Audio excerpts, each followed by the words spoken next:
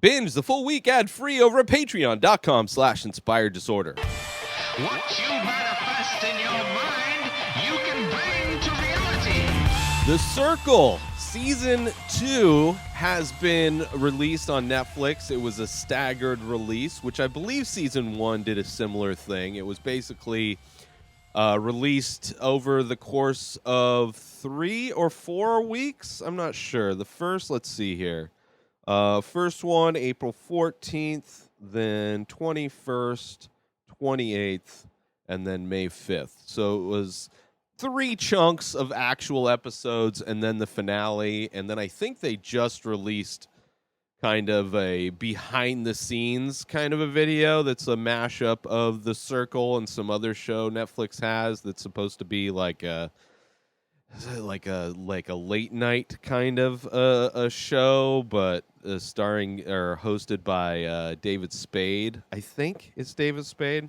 I don't know. I didn't really like it. It felt super. I watched one episode of that kind of Netflix late night type of show and was not into it. However, The Circle I was into. I enjoyed the first season. It wasn't. It felt a lot more like a guilty pleasure. Felt a lot more like trash TV. Not that season 2 is any less or more trash TV necessarily, but I do think they made some improvements. I think the casting was a little bit better. I think I don't know if it's just because the first season had come out and people had watched it and maybe learned from past mistakes. I mean, a lot of this reality show, which is almost kind of a game show, is a popularity show. The one who's voted most popular or ranked the highest at the end of the season wins like $100,000. Which the finale of The Circle is kind of, I don't know. Like, I enjoy the process of this show far more than I do the finale. Like, the person who wins at the end of the season is like, okay, it's like you kind of see it coming, I guess. I don't know. I just didn't really care who won at the end because just the gameplay's so much fun, and they added a bunch of new things, a bunch of new twists in this season. Not only do I think the casting was better, they had a lot more catfish in this season, which I think is a fun aspect. So how the show is set up, The Circle, basically it's like an apartment building, right? And each player has their own apartment in this building, and it's all decorated. All the cameras are remote control. Nobody gets to see each other until the finale. All of their communication is done through these TV screens that are around the apartment, which connects them to kind of like a social media kind of platform of The Circle. Very basic, like everybody has a profile picture. They have a short bio, and then there's little chat rooms that people can either group chats or one-on-one chats. Which lends itself, it's very much, kind of these people are communicating in a very like a way that's very similar to communicating online, whether it's through dating apps, texting. I mean, it's very much a modern day way people communicate. I mean, far more than meeting people in real life and sparking up conversations. I mean, generally people are having a lot more conversations online, especially during a pandemic, before they ever meet somebody. And a lot of what that brings is catfish. And this show really embraces the idea of catfish, more so in this season than last season. I mean, there was a lot more catfish. There was also some added twists. They made one of the players a joker, where after a few people had been blocked, they bring more players in, and before those players get to meet anybody, they were introduced to this anonymous person called the Joker, which they could it's a lot of like information, disinformation, playing like these kind of mind games. So the Joker was really trying to mix things up and successfully did so, I think, for a lot of the game. I think he really did a good job at that. I thought it was a fun kind of a thing, and I think, the player that took advantage of that was good. There was a situation where 2 people got blocked. They both ended up being catfish, and then they ended up teaming up, and unbeknownst to them, they ended up being teamed up to team up as a catfish for a new player that was added late in the season, who was Psychic, which I thought was fun. I think they made a huge mistake not just going hard in the Psychic, like I know things about you, because they were two former players of the game, and it would have been a lot more fun instead of these vague kind of psychic readings. Like, they could have done very detailed psychic readings, and I think that would have been far more entertaining. But all of the different kind of new twists they added to the game, I thought made the game a lot more fun. It's just it's yeah. As far as reality shows go, like I've binged a lot of them. The Amazing Race is a lot of fun because you have different kind of dynamics of different people traveling to places that they've never been, kind of stressed out in the travel because it is a race and they have to do competitions and games and things like that.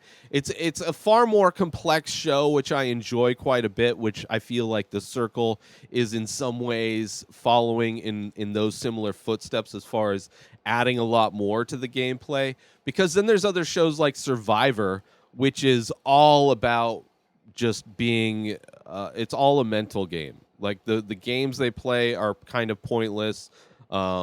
Everything's kind of meaningless. It's a lot of politics, more like, and it's face-to-face politics. So it's like it's definitely a lot more vindictive, a lot more manipulative, and it got to a point where every season of Survivor wasn't any different than the past season, because it's like the person who can manipulate better wins.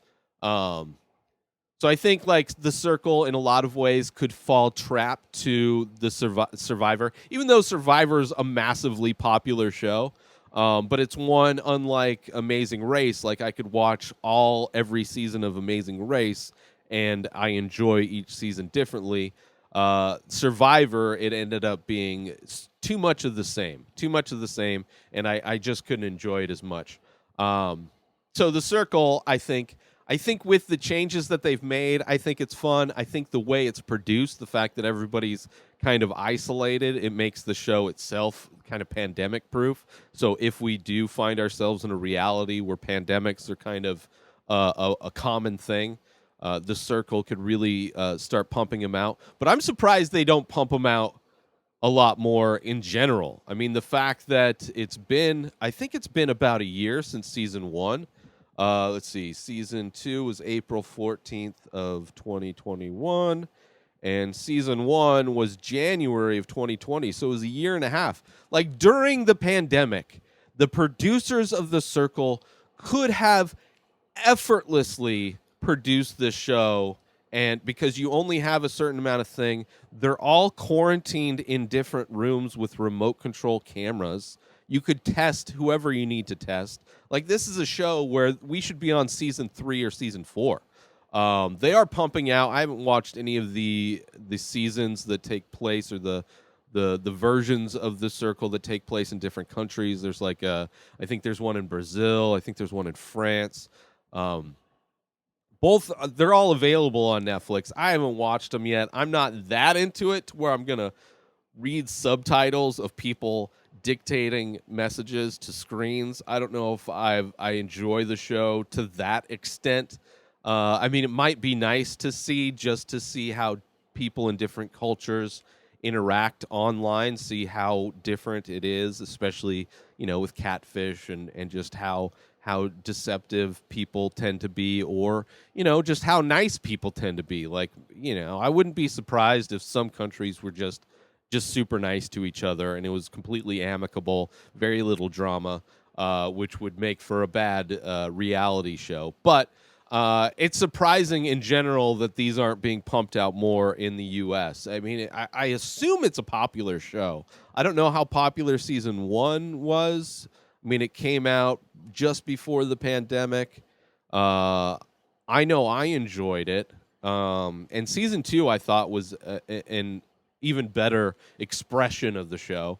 And it seems like it's popular. So who knows? I don't know. And they've done some crossover, like one of the people that almost won the competition in season 2 was from some other reality show that's on Netflix, which I was like this close to watching Too Hot to Handle, and I was like, I don't like the reality shows where it's just like horny, attractive people on an island together doesn't really entice me. Like I don't know. Like I understand it's a lot of hot chicks and then a lot of hot dudes and they're all like hot for each other, but I don't know. It doesn't seem appetizing. There's not enough of a hook there for me. I'm not horny. Like I have porn available. Maybe if I was like a younger dude and the internet wasn't a thing, then maybe I would be into a show like that. But it's like there's a line where my entertainment, when it crosses over into porn, like I'm just gonna go with the porn. I'm not gonna go like I don't care about this reality aspect. It just doesn't entice me whatsoever. But the crossover is interesting, and maybe that will help bump the ratings. I don't know. But I enjoyed it. As far as reality TV shows go, as far as trash TV goes, Circle Season 2, I thought was a lot of fun. I really did enjoy the catfish. I mean, the dude who was playing and the challenges that exposed the catfish were the best. Where the guy who won, Trevor, well, the woman who won the show was a catfish of her husband, Trevor. I think it was Trevor. And there were multiple times where during the challenges, like the makeup challenge, the fact that she was so good, I thought would raise more. I think it did raise eyebrows, but not enough. The fact she almost missed the sports question with Michael Jordan, Scottie Pippen, and Dennis Rodman was like there was a few times where she almost could have been exposed, whereas you have the dude who is being the catfish of like the 20-year-old girl, and during the makeup challenge completely whiffed it. Like that was just horror. And then the personal assistant of the back or NSYNC guy, I forget, I'm blanking on his name. But yeah, I thought the catfishes were a lot like River. I thought, I really did care a lot more about the characters in this one, I think, in general. I don't know why. And it was interesting. You got the cat fight early on between the two female characters, which, like, by far the most attractive women on the show. Was Savannah and Terlisha, I think her name was.